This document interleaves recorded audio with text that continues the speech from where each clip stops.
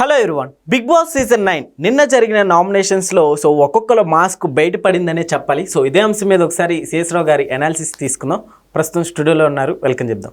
Hello sir. Hello sir, ఇప్పుడు ఈ week nomination అయిన వాళ్ళలో అసలు ఎట్లా ఉంది సార్ ఈ నామినేషన్? నామినేషన్ జరగడం అనేది కూడా ఒక వ్యూహాత్మకంగా జరిగింది. అవును. ఇమానియల్ యాక్చువల్గా అతను చాలా ఫస్ట్ నుంచి చాలా తెలివిగా గేమ్ ఆడుతూ వస్తున్నాడు. భరణితో స్నేహంగా ఉంటూనే భరణికి వెన్నుపోటు పొడిచాడు అనేటువంటిది వినిపిస్తుంది. దాంతో ఇమానియల్ గ్రాఫ్ పడిపోతుంది అనేటువంటిది వినిపిస్తుంది. ఓటింగ్లో తన పర్సంటేజ్ పడిపోతుంది అనేది ఒకటి వినిపిస్తుంది. రెండేంటంటే భరణి యాక్చువల్గా అతను కాంపిటేటర్ అని చెప్పి ఇమానియల్ ఫీల్ అయ్యాడు.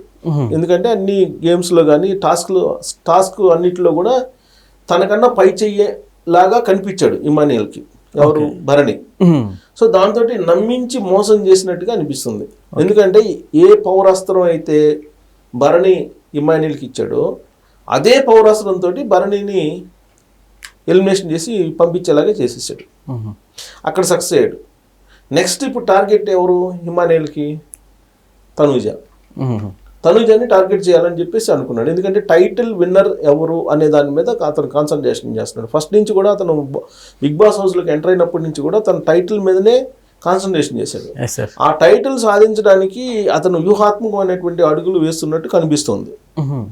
దాంట్లో భాగంగానే భరణిని కట్టప్ లాగా పొడిచేసాడు. సార్, యాక్చువల్లీ ఇమాన్యుయల్ గారు ఫస్ట్ నుంచి కూడా అంటే తనుజాతో ఆ ర్యాపో కావచ్చు, సీన్స్ కావచ్చు, కంటెంట్ కోసం చేశాడు అనుకోవచ్చా? ఎందుకంటే భరణి గారు ఎప్పుడైతే బయటకు వచ్చేసారో ఆ తర్వాత తనుజా మీద రియల్ ఫేస్ చూపించాడు అన్నట్లు కూడా టాక్ నడుస్తుంది. యాక్చువల్గా వీళ్ళిద్దరు అంతకుముందు ఒక షోలో యాక్ట్ చేశారు, ఒక షో చేశారు వీళ్ళిద్దరు. అప్పటి నుంచి వీళ్ళిద్దరికి పరిచయం ఉంది, తనుజాకిను ఇమాన్యుయల్కి. పైగా హౌస్లోకి వచ్చిన తర్వాత తనుజాతోటి బాగానే ఉంటున్నాడు. ఎందుకు? తనూజకి ప్రజాదరణ ఉంది అనేది అతని భావం అయి ఉండొచ్చు.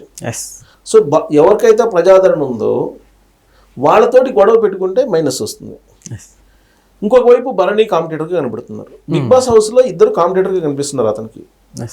వీళ్ళిద్దరిని ఎలిమినేట్ చేయగలిగితే తాను టైటిల్ విన్నర్ కావచ్చు అనేది అతనికి ఉన్నటువంటి ఆలోచన అనేది ఈ 2-3 రోజుల నుంచి నడుస్తున్నటువంటి బిగ్ బాస్ షోలో ఆ టాస్క్లు కానీ అవన్నీ ఎలిమినేషన్స్ కానీ చూస్తుంటే అనిపిస్తుంది. దాంట్లో భాగంగా బిగ్ బాస్ హౌస్ నుంచి భరణిని విజయవంతంగా పంపించగలిగాడు. దాన్ని అదే ఆ పౌరాస్త్రాన్ని అతను ఇచ్చినటువంటి పౌరాస్త్రాన్ని అతని మీద ప్రయోగించాడు. అంటారా?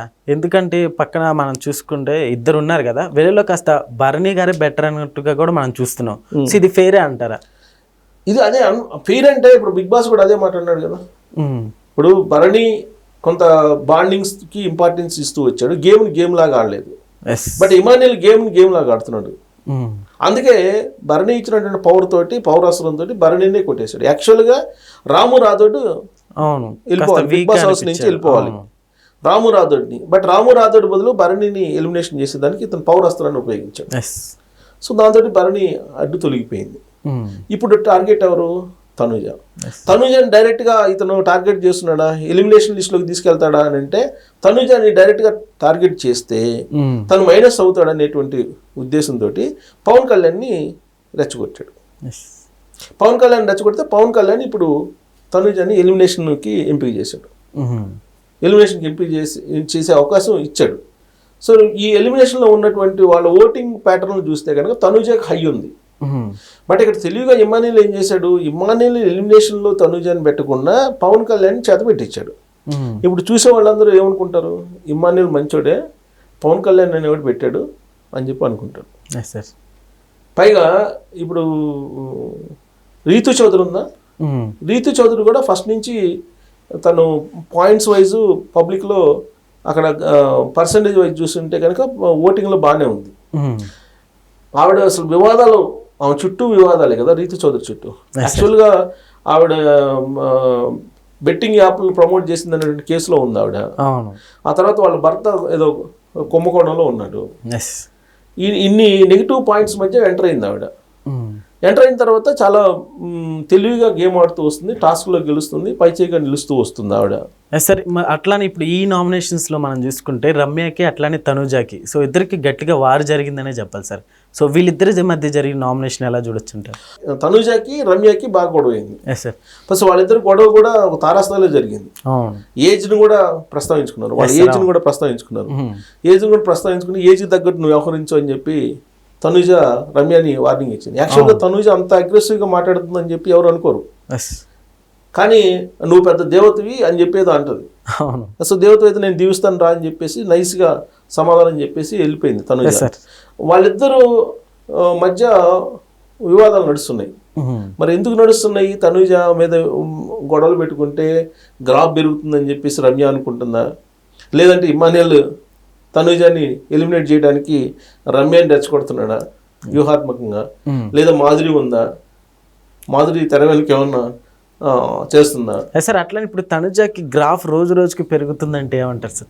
తనుజాకి ఫస్ట్ నుంచి కూడా ప్రజాదరణ ఉంది, ఎందుకంటే సీరియల్ యాక్టర్ కాబట్టి. సీరియల్లో తన హీరోయిన్, అదే రీతు చౌదరి విలన్ పాత్ర పోషించింది సీరియల్స్లో, కానీ తనుజ హీరోయిన్ పాత్ర.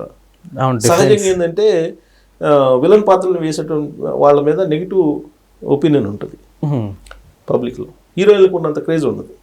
సో రీతు చౌదరి యాక్చువల్గా రీతు చౌదరి కూడా సీరియల్ యాక్టరే, కానీ ఆవిడ విలన్ క్యారెక్టర్లు పోషించారు, అందువల్ల ఆవిడ గ్రాఫ్ తక్కువ ఉంది. తనుజ ఫస్ట్ నుంచి అందులో పాపులర్ సీరియల్స్లో యాక్ట్ చేశారు, సో అందువల్ల ఆవిడకి పాపులారిటీ ఉంది. కాకపోతే ఇప్పుడు ఈ గొడవ పడుతున్నటువంటి దాన్ని ఇప్పుడు చాలామంది నెగిటివ్గా తీసుకుంటున్నారు. ఇప్పుడు రమ్య మీద గొడవ పడటం కానీ, లేదంటే పవన్ అతను ఉన్నాడు కదా పవన్ కళ్యాణ్ ఎవరితో బాండింగ్ సంబంధించి వచ్చింది ఈ తనుజకి, భరణితోటి బాండింగ్, ఇవన్నీ రియల్ బాండింగ్సా లేదనేది. ఇంకోటి ఏంటంటే లవ్ ట్రాక్ నడిపాడు పవన్ కళ్యాణ్ ఎవరితోటో. పవన్ కళ్యాణ్ లవ్ ట్రాక్ రీతు చౌదరితో అనుకుంటా. అవును సార్, ఫస్ట్ వీళ్ళిద్దరి మధ్య గట్టిగా జరిగింది, తర్వాత చేంజ్ అయింది. తర్వాత ఒక డ్రామాటిక్ ఏంటంటే డెమోకేను రీతు చౌదరికి మధ్య లవ్ ట్రాక్ నడిచింది. ఈ లవ్ ట్రాక్లో రీతు చౌదరి స్పష్టంగా ఉంది, డెమో ఫోను కొంచెం అస్పష్టతగా ఉన్నాడు. బహుశా నేను అనుకుంటూ నెక్స్ట్ ఎపిసోడ్కి వచ్చేటప్పటికి వీళ్ళిద్దరి మధ్య క్లారిటీ వచ్చి బాండింగ్ ఏమన్నా లవ్ ట్రాక్ ఏమన్నా డీప్గా వెళ్ళిపోతుందేమో అనేది ఒక డౌట్. సార్ ఫైనల్గా ఒకటి అడుగుతాను. సో బిగ్ బాస్లో ప్రజెంట్ సో జెంట్స్ చాలా మంది ఉన్నారు, సో వీళ్ళంతా అసలు సైడ్ కనిపించకుండా లేడీసే ఫోకస్ అవుతున్నారు. సో మీకు అట్లా ఏమన్నా అనిపించిందా? జెంట్స్ ఫోకస్ కావట్లేదు, ఎందుకన్నా అది కాకపోతే బ్రిలియంట్గా ఆడుతున్నారేమో అనిపిస్తుంది నాకు. సుమన్ శెట్టి కానీ లేదంటే ఇమాన్యుయల్ కానీ వీళ్ళు చాలా బ్రిలియంట్గా ఆడుతున్నారేమో అనిపిస్తుంది. పవన్ కళ్యాణ్ ఒక్కడే కొంచెం యాక్టివ్గా కనిపిస్తున్నట్టున్నాడు, మిగతా వాళ్ళు అంత యాక్టివ్గా అయితే కనిపించట్లే. భరణి ఉన్నంత కాలం కూడా భరణి కూడా అంత యాక్టివ్గా కనిపించలేదు, సో కొంచెం స్లోగానే ఉన్నారు. కాకపోతే వీళ్ళే ఆవిడ మాధురి అయితే అసలు ఫస్ట్ హాఫ్లోనే ఆవిడ రెచ్చిపోయి అసలు ప్రజలందరూ కూడా అమ్మ చూడలేకపోతున్నాము స్క్రీన్. నిన్న ఒక వీడియో పెట్టారు ఎవరు, ఆ స్క్రీన్ ఈ విధంగా అరుస్తుంటే మాకు మైండ్ పోతుంది, బిగ్ బాస్ దయచేసి మాధురిని బయటికి పంపించేసేయండి అని. అసలు మాధురి సంబంధించినటువంటి కంటెంట్ లేదు అసలు, అక్కడ ఆ పాత్ర అసలు ఏమీ లేదు, కామ్గా ఉంటుంది ఆవిడ. అసలు ఈ మధ్యకాలంలో ఆవిడ కామ్గా ఉంటున్నారు, ఎందుకు ఉంటున్నారు? అయినా కానీ ఎలిమినేషన్ చేయట్లే ఎవరు.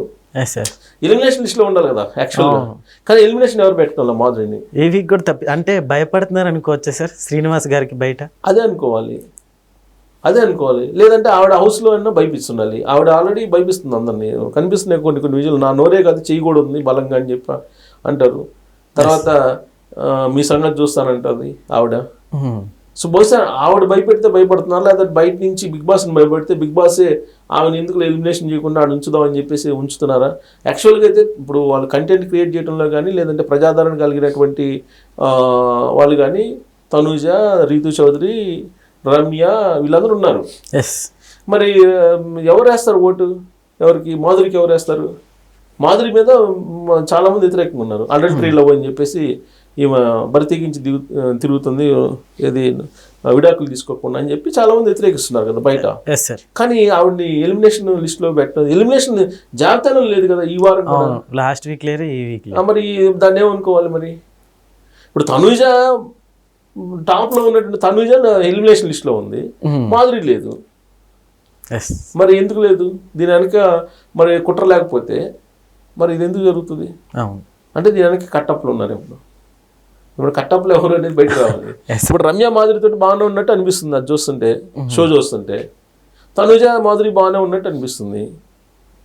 ఇంకా రీతు చౌదరి మాధురి కూడా ఎక్కడ గొడవ పడినట్టు లేదు. ఫస్ట్ హాఫ్లో ఏదో గొడవ పడ్డారు కానీ ఇప్పుడు ఏం లేదు. దివ్యతో గొడవ పడింది అనుకుంటా దివ్య మాధురితో గొడవ పడినందువల్లే సేవ్ అయిపోయింది. లేదంటే భరణి బదులు ఆవిడ వెళ్ళిపోవాలి. సో మాధురితో ఎవరు ఎంత గొడవ పడతారో అంత సేవ్ అవుతారు. మాధురిని వీలున్నంత వరకు టార్గెట్ చేస్తే పబ్లిక్ నుంచి అంత సపోర్ట్ వస్తుంది ఎవరికైనా సరే, తనుజీకైనా సరే, రీతు చౌదరికైనా సరే, లేదంటే దివ్యకైనా, రమ్యకైనా, ఎవరికైనా మాధురితోటి గొడవ పడితే వస్తుంది. కానీ మాధురితో ఎవరు గొడవ పట్ల, ఎందుకు గొడవ పట్టలేదు? కంటెంట్ క్రియేట్ చేయడం కన్నా గొడవ పడాలి కదా, అది చేయట్లేదు. సో దీని వెనుక కుట్ర ఉంది డెఫినెట్గా. ఆ బిగ్ బాస్ షోలో వాళ్ళు ఏదైతే అనుకుంటారో అది చేస్తారో తప్పితే రియాలిటీ షోని రియాలిటీ షోగా నడపడం లేదు అనేది మాత్రం క్లియర్గా అర్థమవుతుంది అది చూస్తుంటే. సార్ నిజమే. ఎందుకంటే స్టార్టింగ్లో వైల్డ్ కార్డ్ బజ్ చూపించడానికి మాధురి గారిని 2 days గట్టిగా న్యూస్ చేశారు. తర్వాత అసలు కార్నర్ చేశారు, సైడ్ పెట్టేశారు. శ్రీజాని బయటికి పంపించేశారు. ఇది వైల్డ్ కార్డ్ తోటి ఎంటర్ అయినటువంటి వాళ్ళు ఓట్లు వేస్తే ఆవిడ బయటికి పంపించేశారు. శ్రీజాని కంటెస్టెంట్లు ఓటింగ్ తీసుకోవాలి కదా, పబ్లిక్ ఓటింగ్ తీసుకోవాలి, అది ఏం లేదు, ఆవిడ బయటికి పంపించారు. ఇప్పుడు ఆవిడ రీఎంట్రీ ఉంటుందా ఉండదా అనేది కూడా ఒక చర్చ నడుస్తుంది. సో మాధురి దువ్వాడ నడిపిస్తున్నటువంటి షోగా కనపడుతుంది. ఇది బిగ్ బాస్ షో కాదు, దువ్వాడ హౌస్ అనాలి దాన్ని, దువ్వాడ షో అనాలి దాన్ని. అలా ఉంది బిగ్ బాస్. అసలు వాళ్ళు ఎందుకు తీసుకున్నారో మాధురిని ప్లే చేయించాలి కదా. ఆవిడ ఏం చేస్తుంది బిగ్ బాస్ లో చూపించాలి కదా. మరి అక్కడ ఉండే వాళ్ళకి ఇన్స్ట్రక్షన్సా, లోపల కంటెస్టెంట్లకి ఇన్స్ట్రక్షన్స్ ఉన్నాయా ఆవిడ జోలికి వెళ్ళొద్దని? ఆవిడని విన్నర్గా చేస్తారా? ఇమాన్యుల్ కానీ సుమన్ శెట్టి కానీ వాళ్ళు కూడా ఆవిడ జోలికి అసలు వెళ్ళట్లేదు. ఆవిడ అసలు ఆవిడ ఒక కంటెస్టెంట్గా ఆవిడ ఉంది అనేది కూడా ఎవరికి తెలియనటువంటి పరిస్థితిలో ఉంది ఆవిడ. Okay sir, thank you.